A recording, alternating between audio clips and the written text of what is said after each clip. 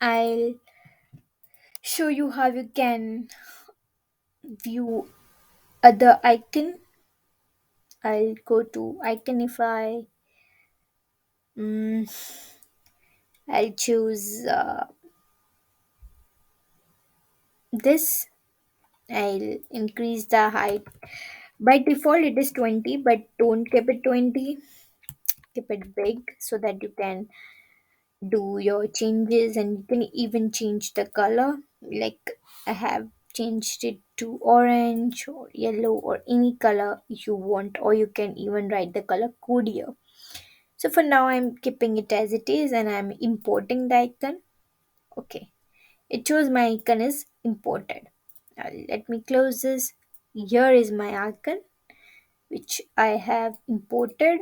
Now to change the size, I just need to drag and drop like the typical we do for images.